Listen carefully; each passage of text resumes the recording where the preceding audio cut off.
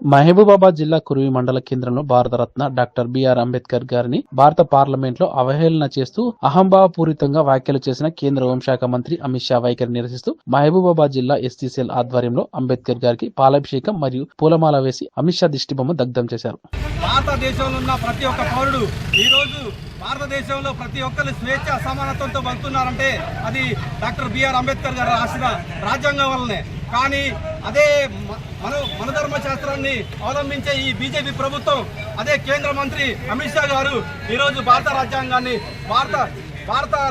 రాసిన నిర్మాత అంబేద్కర్ గారిని విమర్శించి అంబేద్కర్ గారిని అనుచిత వ్యాఖ్యలు చేసిన అమిత్ షా గారు వెంటనే కేంద్ర పదవి నుంచి, మంత్రి పదవి నుంచి బర్తరఫ్ చేయాలి. కాబట్టి ప్రజలందరూ ఆలోచించాలి. ఈరోజు భారత రాజ్యాంగాన్ని రాసిన అంబేద్కర్ గారిని అవమానించారు. భారత రాజ్యాంగం ప్రజలందరికీ ఉపయోగకరమైన ఈ భారత రాజ్యాంగాన్ని అవమానపరిస్తే ప్రతి ఒక్కరిని అవమానించినట్టే.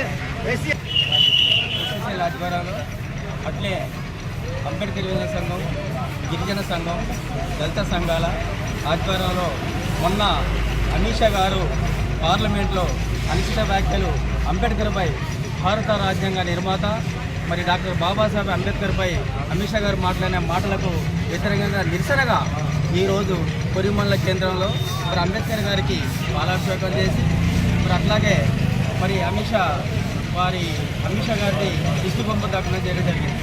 ఈరోజు ఈ భారతదేశంలో మరి ప్రతి పౌరుడు స్వేచ్ఛ జీవితాలు గడుపుతుందంటే అది కేవలం అంబేద్కర్ గారి యొక్క పెట్టిన దీక్ష వల్లనే ఈరోజు భారత పౌరులందరూ స్వేచ్ఛ వాతావరణంలో జీవిస్తున్నారు.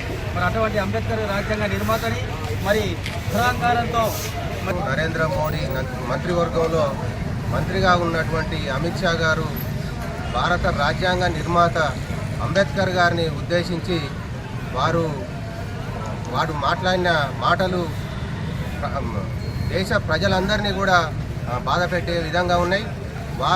వారి మాటల వెనుక ప్రధాని నరేంద్ర మోడీ ఉన్నాడు, బీజేపీ పార్టీ ఉన్నది.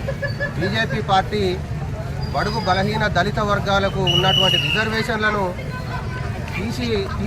తీసే విధంగా వారి మాటలు ఉన్నాయి. వారి చేతలు కూడా అట్లనే ఉన్నాయి. రిజర్వేషన్ ఎప్పుడు తీసేయాలనే విధంగానే ఉన్నాయి. దీనిని కొరివి మండల ఎస్సీసీఎల్ నాయకులు, కాంగ్రెస్ పార్టీ నాయకులు, వివిధ దళిత సంఘాలు